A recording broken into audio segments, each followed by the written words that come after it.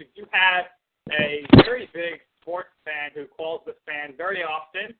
We have Sports Mongo Andrew, a.k.a. Andrew in Fresh Meadows, a.k.a. Sports Fan Andrew on Twitter, a.k.a. Andrew, and I don't want to mess this up. If I do, I apologize. I think it's Pollock on the show, and we welcome him in now at this time. Andrew, welcome to the show. How are you this evening? I'm doing very well, Nick. Thank you very much for asking. Hey, Andrew. Right. How you doing? I am doing great. I am here in the Blue Room in Fresh Meadows right now, in case you were wondering where I was. Well, let's, everyone knows you're Fresh Meadows. You're a Simons caller. But let's go a little deeper here. What's your age? Where did you go to college, or did you go to college? What did you study? Your profession right now? Stuff like that. Go ahead. All right. So right now I'm 20. I'm going to be 21, believe it or not, on Election Day. Pure coincidence. I tried going to college 3 years ago at Queensboro. I tried for CUNY Start. I tried my placement test twice from CUNY, and actually I took it 3 times. My apologies. Failed it 3 times, and I decided to drop out of Queensboro. And 2 years ago in 2014, I was a environmental services worker at New York Hospital Queens doing janitorial duties, and lost my job because of contract disputes, and I was unemployed. Well, I've been unemployed for 2 years now, but just last year I started volunteering at Long Island Jewish Medical Center, and I do labeling for tumor registry. I do mail work for them. And just in December, I just started volunteering in a nursing home in Bayside called Osnum Home, and that's what I am currently doing right now. Oh, very nice. So you're looking at it. I like that you're doing the volunteer work right now. It's excellent stuff. Now, we all know you're Fresh Meadows. Earlier today, you sent out a nice tweet about how you heard that Big Thunder, and you said, I feel bad for anybody stuck in Midtown right now. Well, that was me. I got poured on. How loud is that thunder? Did you hear that loud boom? I heard it too. Well, I was eating dinner at 6:45.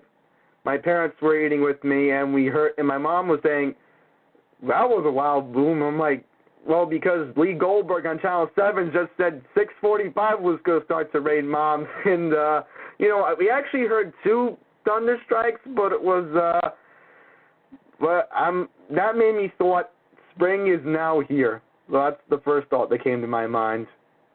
Well, you did mention you were eating dinner.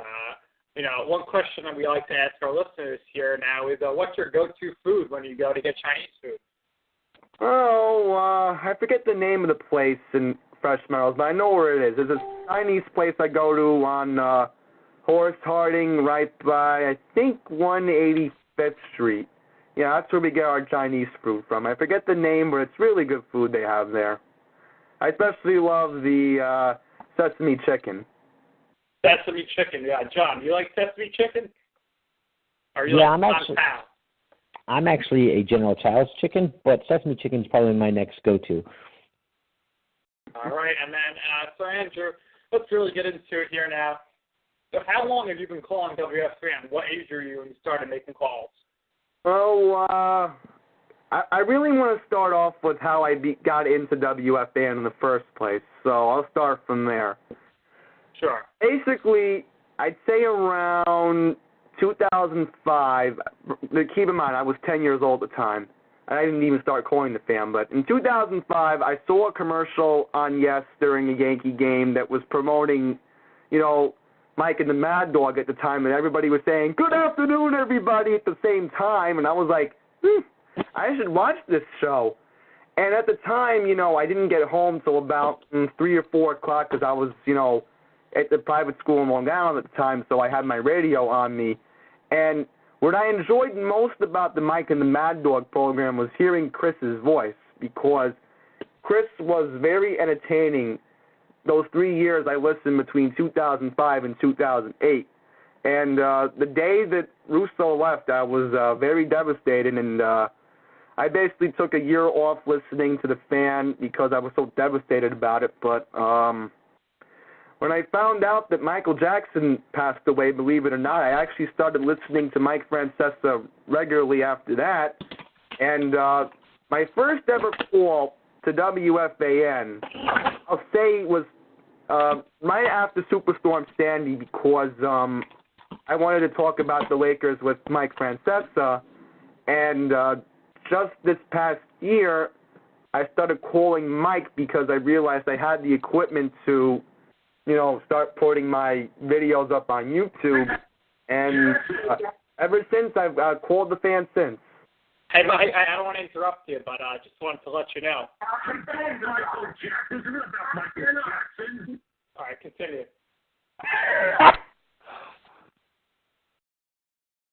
Go ahead, Andrew. Sorry to cut you off there. Oh, that's okay, Nick. That's okay.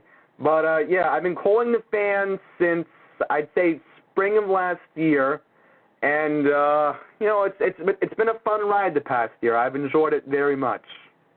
Yep, absolutely. And now everyone knows you were very critical about Francesicon because it was at Irving Plaza. That's correct, right? You weren't happy about it being at Irving Plaza? Well, I want to get into a story about that. Last year, a lot of the Mongos were complaining that, Irving Plaza is too small, and, I did my personal research, and they were kind of right about that.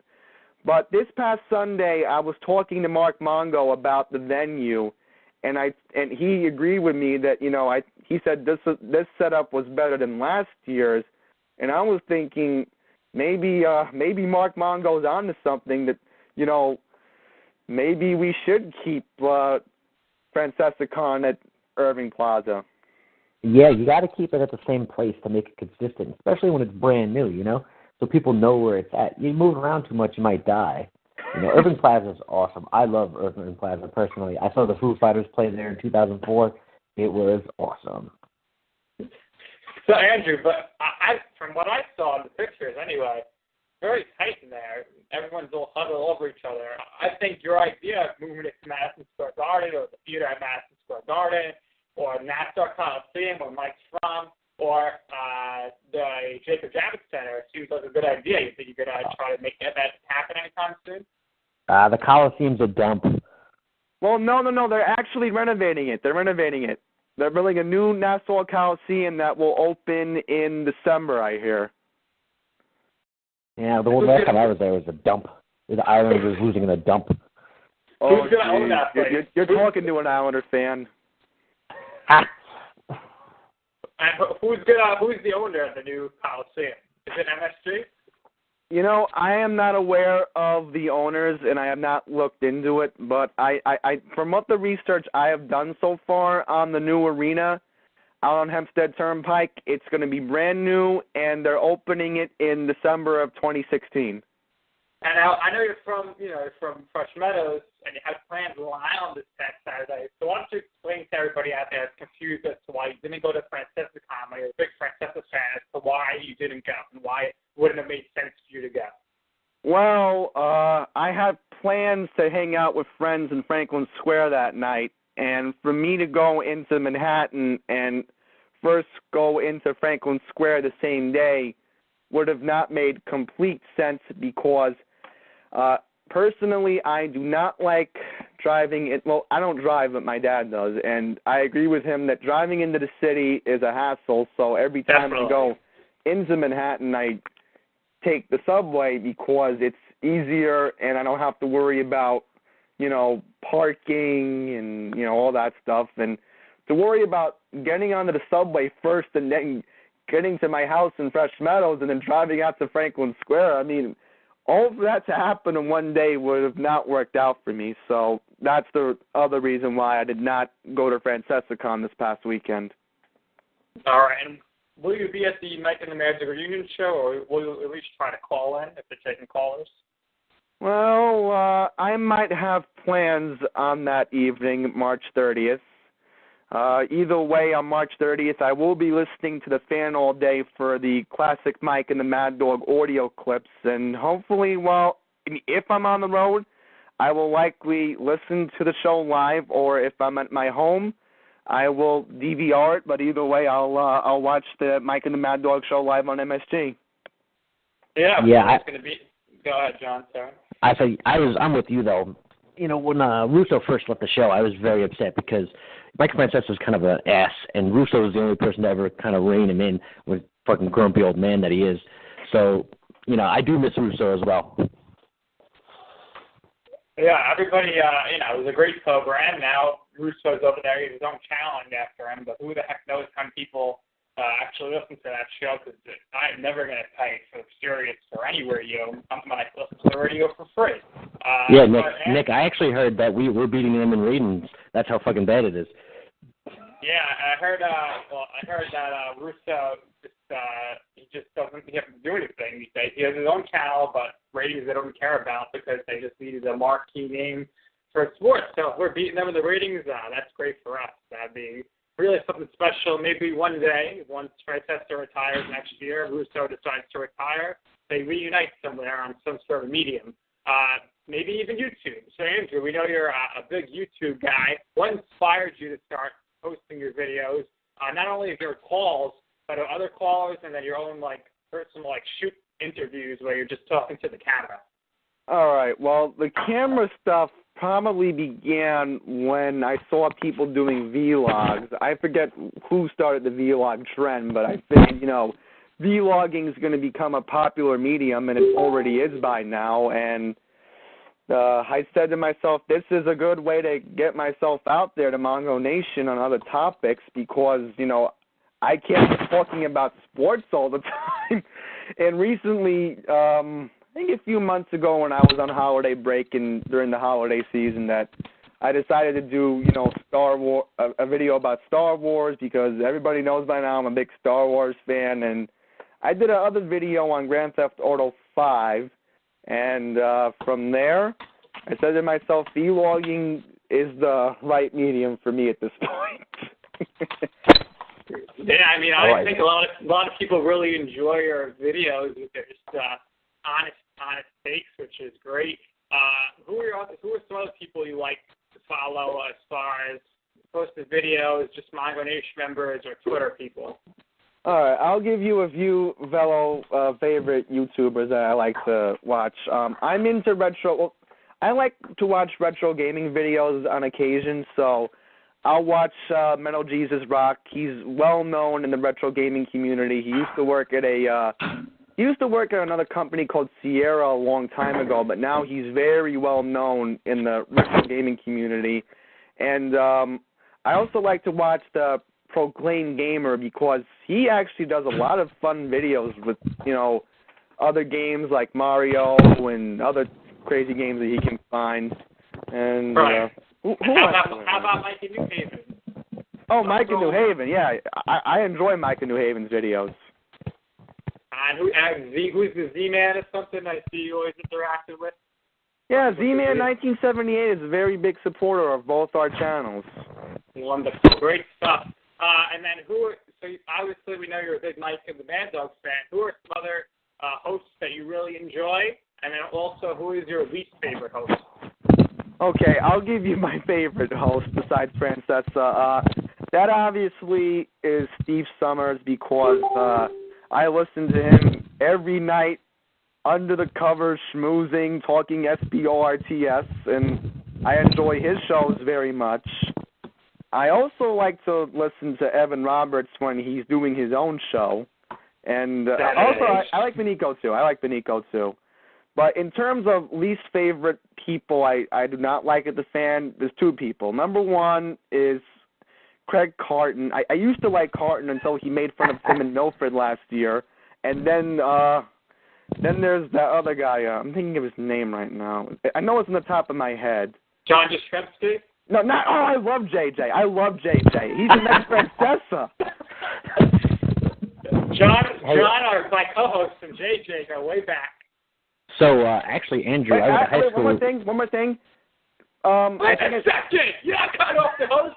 Go ahead. Wait a second. What are you talking about? Okay, Chris Moore. I cannot stand Chris Moore, okay? He talks like this and he bores me. Because he sounds like Ed Coleman? Yes. He sounds just like Eddie C. I'm on board with you, though, dude. Carton, this is why I don't like Carton. He's not a sports guy. He's like the morning radio guy. I love He's so immature on the air. I can't. How is Boomer plus the fans? This is what I like about Boomer and Carton. That when I was an intern, they bought me breakfast, and then when they make fun of Susan Waldman. Other than that, I don't really like the program. It's hard to listen to sometimes. But that also leads me into my next part here. The best part of that program to me is Jerry Rucka, the update guy. So, Andrew, who's your favorite update guy, and which update guy do you think is not any good? I have three top guys who I like as the update guys. Number one is Minko, of course, especially how he was on with Mike and the Mad Dog, of course. Second is Jerry Recco. I love Jerry, especially how Carton annoys him every day. That's the only reason why I pay attention to Boomer and Carton. And third, I have to go with Bob Usler. Wow, what a shot! Andrew just named the three anchors that do the daytime show from 6 a.m. till midnight, and his favorites are all three of them. So, nice. Andrew, so who is your least favorite? I guess it's got to be somebody who doesn't really do, full-time work as far as updates. I like the update guys at WFAN. There's even one woman who does the updates during Roy Rubison's show, so I love the update people at WFAN, yeah. Yeah, I mean they're all good. They're all good people there. So obviously you're a caller. You're a big time caller to the fan. When you call people, or even now just talking to the producers, but who do you think is the best producer on WFAN, and who do you again think is the worst producer? Well, I don't have a worst producer because I don't pay attention to that. But there's a story about Monzo I want to quickly get into. Last year, this is the other point I wanted to bring up about my audio clips. I'll get into that in a sec. But this was Christmas Day, and many people remember that people thought that Monzo took down Ordio Mongo and RN's Funhouse's page, which we eventually found out later it was CBS Radio who claimed copyright. And there's a story about that. Right before New Year's Eve, I got a hold of Monzo because I figured I have to get a hold of him eventually. And then, I told Mons that I'm not angry at you. I found out it was CBS who took down the channels. It wasn't you. And, from there, me and Mons have been on very good terms. And when Mons tweets about wrestling, I actually mentioned some wrestling points to him on Twitter. So the thing about Monzo is when I interned there, we would always watch the Raw together instead of Monday Night Football if we were supposed to. So great guy to talk wrestling. Now, did you contact him on Twitter, or did you call him up at 877-337-6666, and instead of talking to Mike, you just wanted to talk to Monzo? How did that work out? Well, the story about that was Mike was on vacation a few days before New Year's Eve, and basically I said to myself that actually what happened was I wanted to talk to Benico originally. I forget what I wanted to talk to him about. Oh, yeah, I think it was about the Jets. My bad. Yeah, about Powell. Yeah, I remember now. But I remember when I was on hold, Monzo actually wanted to talk to me. And, we made up, thank goodness. So what happened? You were calling him out on Twitter saying this Monzo guy took a ticket on the video. Well, what happened was me and the other Mongos were, rioting against Monzo because we originally thought that Monzo took down Ordio Mongo's and RN Funhouse's pages, and we were upset about it originally, but then the news broke later that it was CBS who did it. So we as Mongo Nation owed a big apology to Mons, and thank goodness we did, because ever since then, I think Mongo Nation and Brian Monzo's relations have been better since then, I think. And then as of yesterday, CBS actually announced they plan to sell all their radio stations, so we'll see what happens with WFAN. But moving on. Well, I wanted to say one quick thing. Nick, sorry about that. You were asking me earlier about my audio clips on YouTube. That's the point I wanted to make earlier was, I was inspired by Ordio Mongo after his channel was taken down to start posting, a few callers' clips, because Mongo Nation was bothering me about my TuneIn app where I record my audio clips to the fan, and I said to myself, maybe I should post calls of CJ and Mount Holly when he calls to the fan. And, I figured there were other callers that I liked that I wanted to put on my channel, and my channel has been very successful since I started to do that. Definitely. People check that out. And I did mention Mongo Nation. Do you have a message for Mongo Nation or specifically for any Mongos on Twitter that you interact with? Well, to the Mongos, I want to say thank you for letting me in last summer. It really meant a lot, considering that, I looked into getting into Mongo Nation, considering how Mike Francesa has a big fan base out there, and I said to myself, I got to be a part of this, and I did. So how's the application process? How's the application process? Who did you go through to get accepted in? And you said you had this message for somebody, but you didn't mention that person's name or Twitter handle. You just said, I want to thank this person for letting me in. I have to say Ordio Mongo basically helped me get in, and then there was Mark Mongo, of course, and then the other Mongos knew who I was, and from there it became official that I was in Mongo Nation. All right, excellent. And then just back towards with the WFAN, who is your other than yourself, obviously, your favorite callers and your least favorite callers? Well, my favorite caller to the fan has to be CJ in Mount Holly, because he makes a lot of interesting sports points that I can agree with. And when I think of CJ, I think to myself, this guy basically sounds like me. He knows what he's talking about. He calls Steve Summers. He calls John Jastrzemski a lot. And, that's the reason why I started posting his audio clips, because I wanted people to hear this guy who is in the Philadelphia sports market, first of all, talking about New York sports through a New York sports station. Oh, my goodness. Because I actually know about Mount Holly, New Jersey, believe me. Oh, you do know about it. Okay. Interesting. Now, something else here that I want to get into is you're big on politics, saying, just flat out, you're not a Bill de Blasio supporter, and neither is John, that's for sure. You can join the fan club. I did read here that you might plan to run for mayor. Is that true? You want to announce your campaign right here on the show? Well, first of all, I said I was considering it. I said I am not officially entering the race, because right now it is too early to even consider anything like that, because there are a few Republicans that I do like right now in this race that have already – well, there's only one Republican I like so far, which is John Catsimatidis. Yes, John Catsimatidis. If he's running, I would definitely support him, because I think he could be the next Giuliani. I really think he could. So Andrew, how are you going to make New York City great again? Yeah, what's your slogan? Are you going to just ban people eating? And also, more importantly, if you're mayor elected and you go to a pizza place, are you going to use a fork for your pizza and a knife? I can't stop laughing right now. I'm literally. Do you plan on murdering a groundhog? I'm sorry. This is a funny question. Nick was asking.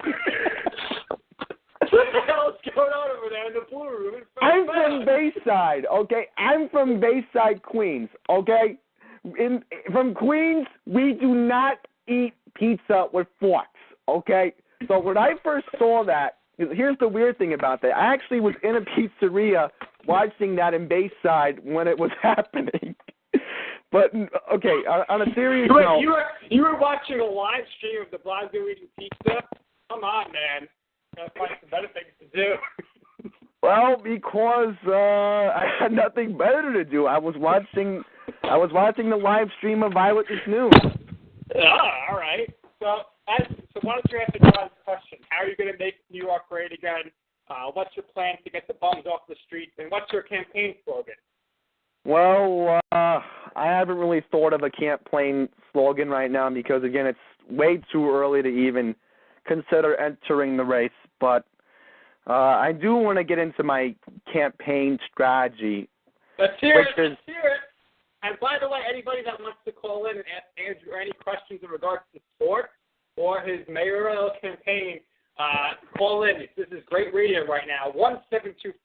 1-724-444-7444. Enter the call ID 140618, followed by the pound key. This is supposed to be only an hour show, but the way Andrew is going right now, we're going to go over, and it's not a problem at all. Everyone out there is loving this right now, Andrew, and we really want to know about your policies when you become mayor. So let's hear it. That's what I was going to get into right now before you gave out the call number was I want to be a very vocal person standing up to the Patrolmen's Benevolent Association. And the reason why I was bashing Bill de Blasio yesterday on Twitter was I've realized that the New York Police Department is in serious trouble right now. The police force feel that he is not doing a great job vocally supporting the NYPD right now. And frankly, as a longtime supporter of the NYPD, personally, I was very shocked to hear about the poll yesterday because I feel bad for the cops who have to deal with the de Blasio administration, and I am very worried right now that if de Blasio gets 4 more years, the relations between the city government and the NYPD are going to completely fade away at this point, maybe even more by de Blasio's second term ending. I mean, hypothetically, I'm just saying.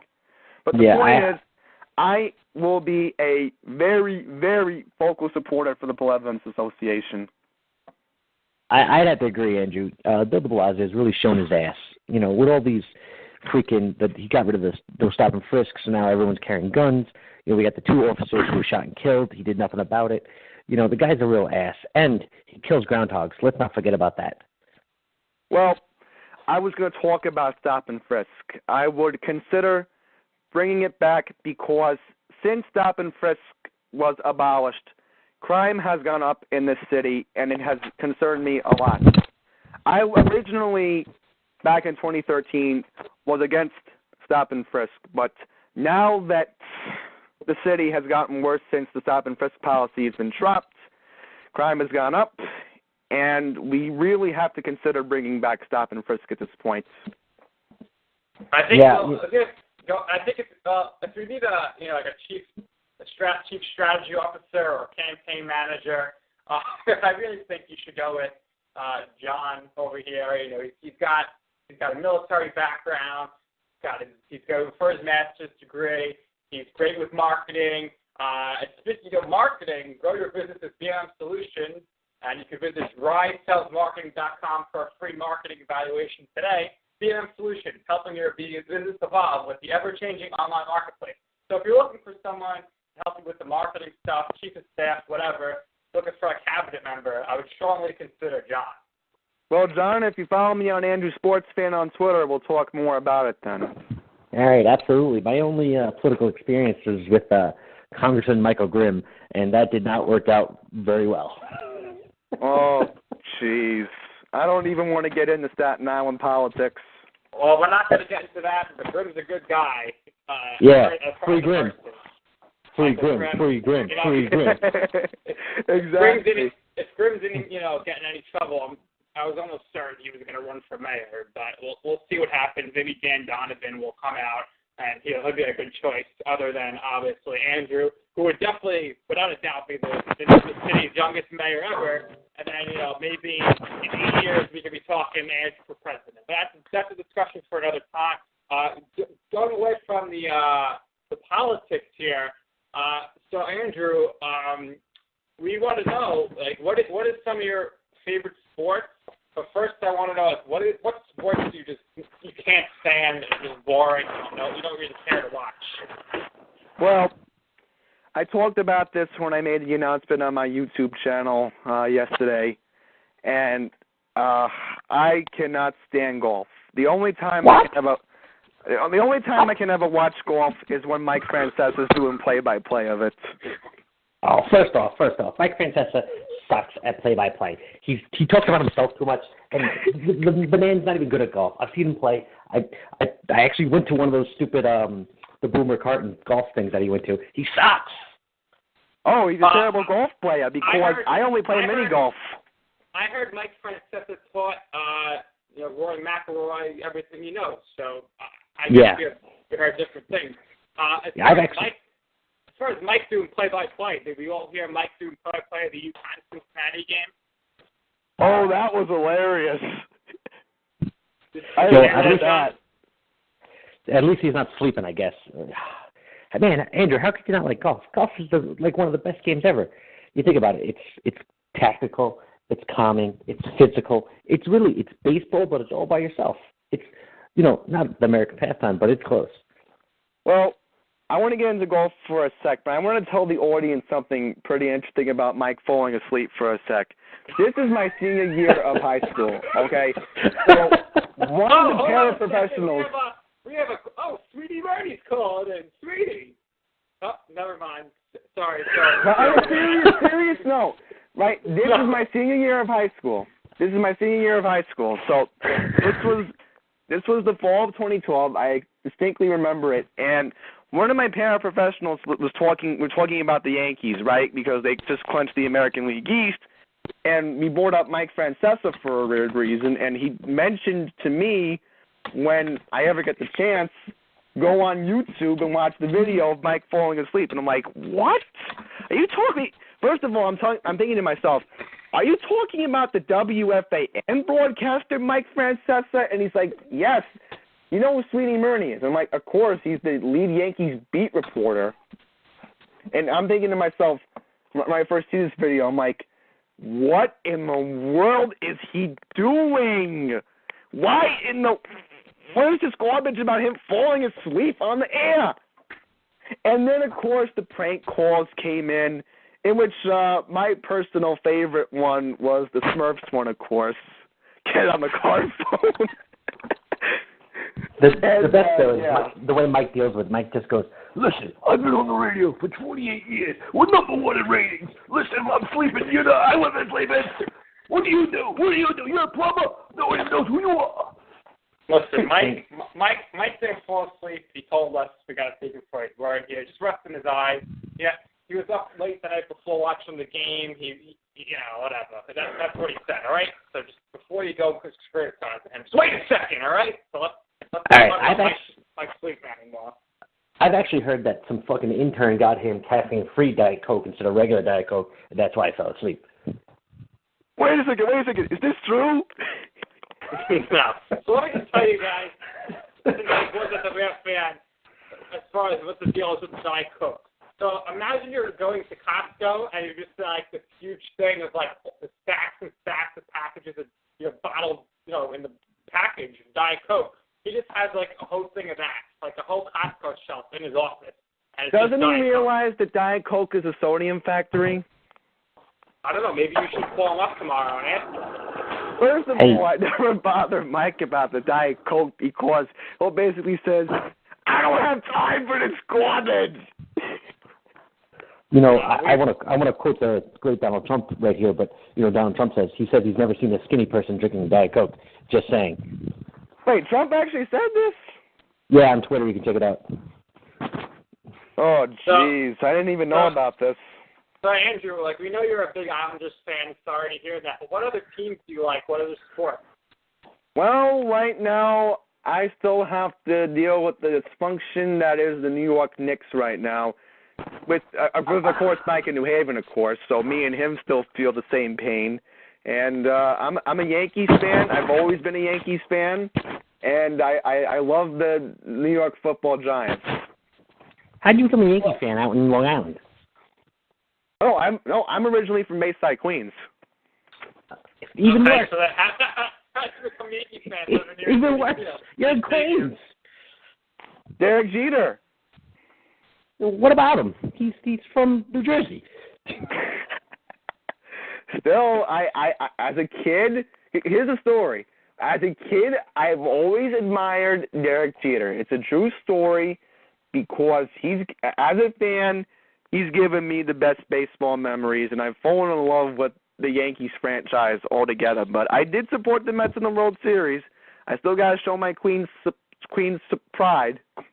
So, Andrew, how old were you in 1996? Oh, I wasn't even born. I was born in 1995. Oh, okay. Well, you know what? At least that makes sense. Because a lot of people that are my age, they were Met fans, and then all of a sudden in 1996, everyone became Yankee fans like magic.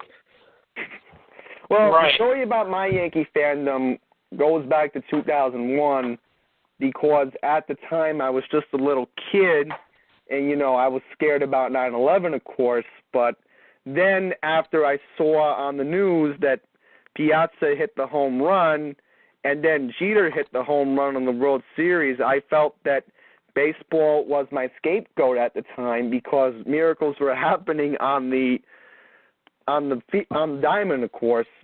But you should have been a Met fan, man. That Mike Piazza home run was like 3 or 4 days after 9/11. That Derek Jeter home run was in October, a month later. No one, boring.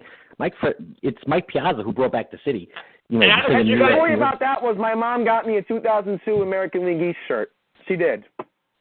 Tough up. But did you guys see this? That Sports Illustrated did their 100 greatest moments in sports list, and Mike Piazza's home run did not make the list. What? What? I mean, I know I was in Sports Illustrated this week, so I really shouldn't be bashing them, but I don't understand how that happens. It's a great moment. I even saw Piazza play at Shea Stadium. Yeah, so I mean, it's really crazy. And Andrew, I mean, you've been on here, you've been great. We want to actually keep you on for another segment. Would it be okay if we put you on hold for a few minutes? Yeah, that'd be great, guys. I want to continue this conversation. All right, It's been so great. we're going to put you on hold here, Andrew, and we'll be right back with you. Right now, we're going to bring Andrew back in line to see if he has any NBA questions for Brad. Let's say, Andrew, you have anything to ask Brad about the NBA? Well, Brad, I want to hear your thoughts on the Eastern Conference. Wow, what a broad question, but go ahead, Brad. Well, you've got Indiana around the middle of the pack, so I believe. You got LeBron, you got the Cavaliers still moving forward. They're all odds-on favorites to win the Eastern Conference. You know, one of the surprise teams, I think, if they could get hot and challenge for the Eastern Conference crown would probably be Toronto. Their main competition, I would think, they're going to get Damari Carroll back on the wing. They've got Valanciunas as center. Great backcourt, as we know. They've been to the playoffs now 2 consecutive years in a row. I think this is their time to take the next step. Obviously, I have Chicago, but they're going to limp into the playoffs. They're always hurt. The 2 teams, that I would look for. Miami is there as well. They've got Dwayne Wade, Luol Deng. But I think it's going to be a 2-team race. I think it's going to come down to Cleveland and Toronto in the Eastern Conference Finals. Well, that's definitely, not really going out on a limb. But in basketball, you don't need to go out on a limb because it's very rare that anyone other than the 1, 2, or 3 seed are making the Eastern Conference Finals. That's a major issue of basketball, in my opinion. The team that I personally like out of the East, other than the Cavaliers, is a team me and Brad talked about 2 weeks ago. And that's the Boston Celtics. I just think they have a great. They don't really have a superstar or anything, but they have the best coach in the league, in my opinion, right now. Yeah, Brad Stevens, without a doubt. I think he's definitely in line for Coach of the Year just because of how quickly he turned around that roster. They play as a unit. What can you say? There's hardly any team basketball now. I mean, there's chemistry amongst players, but I think that the Celtics overall are a great team, top to bottom. From Isaiah Thomas down to Sullinger and some of the big boys in the middle. They've got great wing players. Your boy Jay Crowder, right? Jay Crowder. Yeah, I like him. Came from the Mavericks. Little known fact. I still don't understand why the Celtics cut David Lee and then he ended up on the Mavericks. He's playing great. Didn't make any sense to me, but I guess that's the business of basketball. Considering that maybe the Celtics would like to get Kevin Love this summer. That is a rumor, but who wouldn't like to get Kevin? Who wouldn't like to get Kevin Love? Or I think that they also were looking at Durant. Great players, but only time will tell. And obviously, Brad will keep you up to date on things NBA and of course MA right here on our show, and as well as on our website, nicknacknews.wordpress.com. So he'll be writing stories, giving his predictions on stuff. So look out for that. Brad, thank you for the time. Thanks for calling tonight. Hey, Brad, before you go, Yeah. who are you voting for president? Go. Well, me? I tell people this all the time that I have a fear that if it's Hillary or Donald, that we are going to become dumber as a country. Because with Hillary, you're getting more government spending, and with Trump, the whole Make America Great Again thing will probably end up meaning Make America Racist again. All right, well, hold on a second there, Andrew. I just want to know, maybe there's something wrong with your phone line. Maybe you were just speaking for Brad, but John asked Brad the question, so we'll get back to you in a second, Andrew. so, Brad, if you want to answer that, you can. If not, you don't have to. It's up to you. I would have to say definitely not Democrat, and I'll leave it at that. There you go. That's I good. like it. All right, thanks, Brad, and thanks for calling in, and look for Brad's work on our website. Thanks, Brad. Thanks, man. No problem. So, Andrew, go. John's going to cut into you right now. A little bit. Could you explain to me just one example of when Donald Trump has been a racist? Go. Well, he's basically called all Mexicans drugs, crime dealers. No, he called illegal immigrants. Correct. Or illegal immigrants. Illegal immigrants is not a race. True, I understand that, but I'm also afraid for the Muslims in this country because many people know that I am Jewish, and when Donald Trump talks about, we're going to get rid of all the Muslims temporarily, it reminds me of my ancestors in Nazi Germany because when I first heard that, it startled me, and I thought to myself, this might be the new regime in this country where we, as a nation, will say, we're gonna become like the Nazis now. That's my fear of a Trump presidency. But I do see positives out of a Trump presidency, though.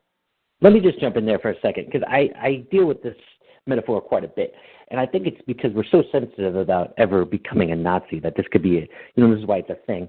But in the 1930s, Jewish people in Austria, Poland, and Germany weren't blowing themselves up. They weren't cutting off people's heads. Romania, and anywhere in Eastern Europe, they weren't doing that to the Nazis. So the idea that and he's not talking about putting them in internment camps. He's just saying stopping them from coming in the country. And I don't know if that's a terrible idea. He's not kicking anybody out. It's just his policy is we gotta stop these ISIS people, radical Islams in the country. If you take a look at what's happening in Germany, that's all you got to see. Look at what's going on in Germany. The mass rape of Germany right now because they let in all those refugees. It's insane. But we as a country right now need to come together. That's what my point is. That's why we got to come together and make America great again. But Andrew, if for some reason it was between de Blasio and Trump, who are you going for? I'm going Trump then. As the only positive I liked of the de Blasio administration, there's one positive I'll give, is that he stood up for children trying to get into private schools. So that I'll give him credit for. And how do you feel what de Blasio did when it came to, snow removal and closing down schools for snow? Well, I posted a YouTube video about the snow removal back in the blizzard because I go to 7-Eleven a lot when, I'm on break at the nursing home, and my normal walk became a long nightmare where I had to even walk in the street, believe it or not. So, but I felt bad for those other communities in South Queens that were affected, and if I were the mayor I would have personally have toured the area because I want to make sure that I am there for the people of New York City for all 5 boroughs. I like it. I like your statement. You got my vote. Yeah, you know what? I think, like you said, Andrew's already started his campaign trail here, so make sure. Well, again, I am not, Nick, I am not, I just tweeted this out a few seconds ago. I am not officially in the race yet because I already like Bo Vitale. I think we do need a former detective running things at City Hall.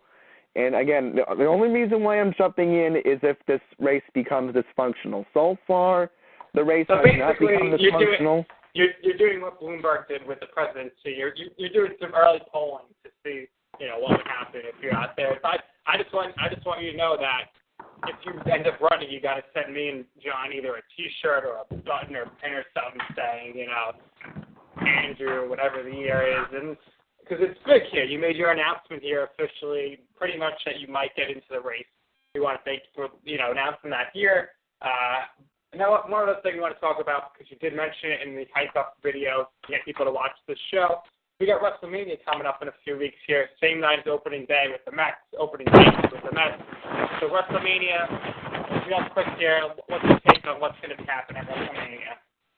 Well, I enjoyed the wrestling talk you had last week, and I'm very happy that at least John Cena is not headlining a WrestleMania. But as far as the current status of the storylines going into WrestleMania, I told people back in January that because Vince McMahon has this master plan for Seth Rollins' return, that it would only make sense for Triple H to be the champion until Rollins comes back. And I understand that the company wants to push Roman Reigns, and it makes sense for him to headline right now. But I'm telling you right now, if Triple H somehow loses to Roman Reigns, then the Vince McMahon's plan will somehow fail. Because the only reason why I think Shane McMahon's even fighting The Undertaker, just for publicity. I mean, it's only for Shane to get his moment of, I think his 5-second moment, I guess. Well, it's getting more than 5 seconds, but I think, Shane wants to have his kids want to see him wrestle, and Shane's known for doing the big spots, so maybe, at AT&T Stadium, he'll go up on the, and I've seen, and in the past, I've seen Shane wrestle. Shane was during his prime, Shane was basically the best that was out there at the time. And, I understand what Shane has been doing the past few years. He's run businesses. He's been a family guy. And, right now his next business venture is to run the family dynasty, and that is the WWE. But I have a fear that this could be Taker's last match, knowing, come on, the guy's 50 years old. I mean, how long can he wrestle? And at this, I'm afraid that if Undertaker loses this match, then his legacy will be tarnished. I think Undertaker's going to win. Well, I just don't think Shane's back for good. So just that. You told me about the other match. So and keep in mind here, Undertaker has dominated in Hell in a Cell. The odds of Shane winning that match are it's a very long shot number we're talking about here. Well, Shane's known for his big spots. So like I was saying before, it's at AT&T Stadium. They got the big TV in the middle. So the Shane goes up on the TV, jumps off it onto the Hell in a Cell, hits Undertaker. And then just enough with that match. We got to start wrapping up here. Yeah, exactly. Knowing how Shane is, he'll do anything crazy. Any other matches you want to talk about before we wrap this up here? Well, I'm looking forward to seeing Brock Lesnar take on Dean Ambrose, because I would like to see Dean Ambrose being taken into Suplex City. So those are the only 3 matches I'm into right now, which is the main event World Heavyweight Championship with Triple H and Reigns. Then you have, of course, Shane taking on The Undertaker, and then Lesnar taking on Ambrose. So those are 3 matches I want to see. Ambrose and Lesnar is going to be the best match. It's no holds barred. It's going to to be crazy. But we're going to get more into, wrestling talk as WrestleMania gets closer, so be sure to listen to that. I definitely will. And then, we're going to wrap the show up here. We want to thank you for calling, Andrew. It's been great. So for anybody that doesn't know, John, my co-host, is Irish. Tomorrow is St. Patrick's Day. So other than the fact that John will probably be drinking, we want to know what are your St. Patrick's Day plans, Andrew? Well, tomorrow I don't really have anything big plans. So, I have a lot of Irish friends, and they'll be supporting it tomorrow, but I would not be getting drunk on a Thursday afternoon, that's for sure, if I were drinking age. And one last thing, just talking about St. Patrick's Day, how do you both feel, although John first, that de Blasio, after protesting the parade, is finally making his return tomorrow? Yeah, we don't want him. And Andrew, how do you feel about that? Well, first of all, I am very upset that de Blasio is even, going down the parade route tomorrow, because basically, from what my predictions see out of this upcoming race, the Democratic Party of the city of New York is going to basically try to challenge de Blasio's nomination. And for him to be walking down Fifth Avenue tomorrow is a complete embarrassment. But I'm very happy for the LGBT groups that will be marching tomorrow. All right, Andrew, before we let you go, just give some last parting words here, maybe whatever you want to talk about, and then just end us off with, if you were to run, what would your campaign slogan be? Well, I want to say something very important to the New York City residents, and this is very important. Next year, when you are voting, make sure that you do not vote for a candidate who will not stand up for the NYPD. All right, very, very strong words there from Andrew. Andrew, we want to thank you for being our guest on tonight's show. There was some hilarious moments. There was definitely much listened to radio, and thanks for calling in. We really appreciate it. And one more thing before I hang up. The audio of this show will be on my YouTube page sometime this weekend, so check it out, the Andrew Sports Fan YouTube page. All right, good. Thanks, Andrew. Thanks for that, Andrew. Thanks for calling in.